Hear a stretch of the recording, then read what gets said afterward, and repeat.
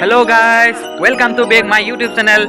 Mrinmoy Blackhat Vlogs. আপোনালোকক স্বাগতম জনাইছো। পুৰণীয়া পৃথিৱীখন ঘূৰি ফুৰি চাই নাপালো বিচাৰি মই কতো এনেখন ঠাই য'ত বুকুৰ মাজৰে বৰ লুইত বৈ যায় য'ত বেলি ডুবা লগে লগে দবা কোবাই পিঠা পোনা পাণ তামোল নে গামোচা খৰাই দিবা মৰম যিমান পাবা সিমান।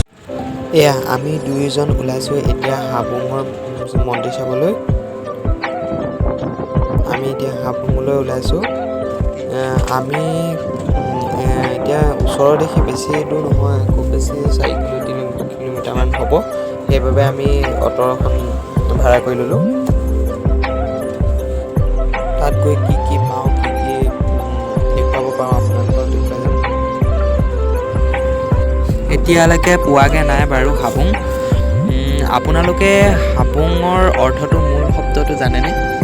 মই জনাত হাবুঙৰ বড়ো কাছাৰী মূলীয় ভাষা বুলি জনা যায় মানে।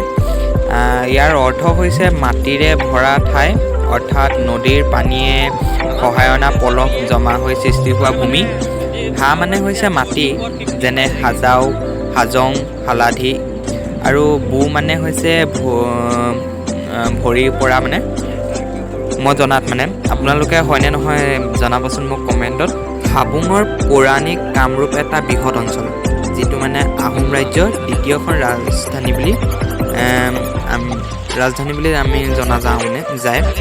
আৰু টাই আহোমসকলৰ ভাষাত লিখা সাঁচিপতীয়া, দিন বুৰঞ্জী, মচাংবুং বুৰঞ্জী, অসম চৰকাৰ আৰু একাংশ ইতিহাসবিদসকলে মতে আহোমৰ ৰাজ্যৰ দ্বিতীয় ৰাজধানী বুলি জনা যায়। বৰ্তমান হাবুংখন এতিয়া ধেমাজি জিলা, লখিমপুৰ জিলা অন্তৰ্গতত আছে বুলি জনা যায়। এয়া এতিয়া আমি পাইছোঁহি হাবুঙত, উপস্থিত হৈছোঁহি। এয়া চাৰিওকাষে দি থৈছে দোকানবিলাকত আহোম ৰজাৰ মানে যিবিলাক বস্তু সা সামগ্ৰী, কাপোৰ কানি যিবিলাক বস্তু পোৱা যায় সকলোবিলাক পাব ইয়াত আহিলে মানে।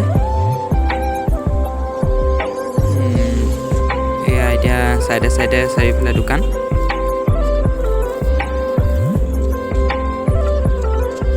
আমি পোৱাগৈ নাই,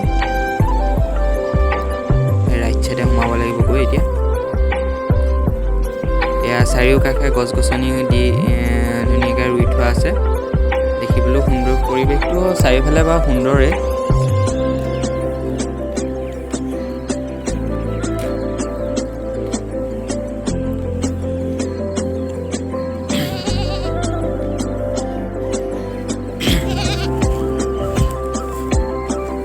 এয়া পাই গ'লোহি আমি হাবুং।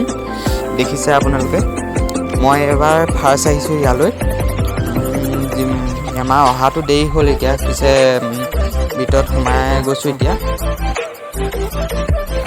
আপোনালোকে আহিলে খালি ৰাতিপুৱা আহিব, আমাৰ পিছবেলা আহিছোঁ, দেৰি হ'ল আমাৰ অহা।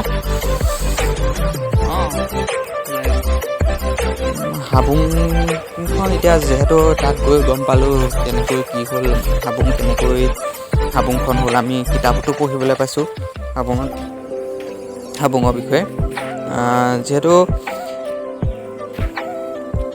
মই জানিব পৰা মতে PRD গডৰ্ণৰ মতে অনুসৰি পৌৰাণিক মৰাণ ভাষাত হাবুঙৰ অৰ্থ হৈছে মানুহৰ বসতি বা চাপৰি মানে। যিসকলৰ ইতিহাসবিদসকলে চিডিন এণ্ডেলৰ দ্য কাছাৰী নামৰ কিতাপখনত মানে উল্লেখ কৰা মতে বুৰঞ্জী মৰাণসকলৰ হাবুঙীয়া বুলি উল্লেখ কৰা হৈছে, যাৰ অৰ্থ আছিল ভূমি থলগিৰি। যিহেতু কামৰূপৰ ৰজা ৰত্নপালৰ তামৰ ফলিতে হাবুং বুলি উল্লেখ কৰা হৈছে, আৰু যিহেতু 1428 চনত চুতীয়াফলি শ্ৰী বৃহৎ পাত্ৰত মানে হাবুঙাধিপতি মানে হাবুঙৰ অধিকাৰী বুলি উল্লেখ কৰা হৈছে। এয়া দেখিছে আপোনালোকক, এয়া দেখা পোৱা গৈছে। এয়া বন্ধ কৰা হ'ল, মই যিহেতু পিছবেলা টাইমত যোৱা দেখি এয়া বন্ধ কৰি দিলে।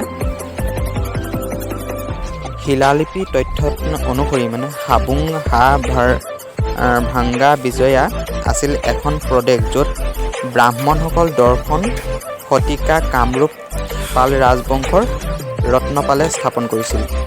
কামৰূপৰ পতন পাছত হাবুং চুতীয়া ৰাজ্যৰ অন্তৰ্গত হয় আৰু এই অঞ্চলত বৃহৎ পাট নামৰ এজনক শাসন কৰিবলৈ ৰখা হৈছিল মানে। এই হাবুংখন চুতীয়া ৰাজ্য জয় কৰাৰ পাছত লাকনি খুটচান 1525 খ্ৰীষ্টাব্দত চাওফা চুহুংমুং ৰাংচেং নামৰ বিষয়া এজনক হাবুঙত ৰাজত্ব কৰিবলৈ ৰাখে। তেওঁলোকে এয়া দেখিছে, এয়া চাৰিওফালে বন্ধ হৈ আছে। যিখিনি জানো সেইখিনি মানে জনা গ'ল, তাত মানে অলপ হ'লেও ক'বলৈ চেষ্টা কৰিলোঁ। আমাৰ দেৰি হ'ল দেখি ভিতৰলৈ সোমোৱা নহ'ল। বাহিৰে যিমানখিনি পালোঁ আমি চালোঁ আৰু যিসকল আহিব সেইসকলে ভিতৰৰ পৰিৱেশটো চাব। তাত বহুতো জানিবলগীয়া কথা বা চাবলগীয়া বস্তু আছে আহোমৰ বিষয়ে, মানে আহোমসকলৰ ৰজাৰ বিষয়ে। যিহেতু এয়া চাৰিওকাষে গছ গছনিও ৰোৱা আছে। ৰাস্তাটো এয়া সোমাই যোৱা ৰাস্তাটো হয়। আমি যিহেতু এতিয়া ঘৰলৈ অহা হৈছে, যিহেতু আন্ধাৰ হৈ আহিলে সেইবাবে আমি ঘূৰি আহিলোঁ। এতিয়া ৰুমলৈ আহিছোঁ। আজি যিখিনি দেখুৱাব পাৰিলোঁ এয়া দেখুৱালোঁ। অলপ হ'লেও আহি গম পালোঁ। আজিলৈ ভিডিঅ'টো ইমানতে সামৰণি মাৰিছোঁ।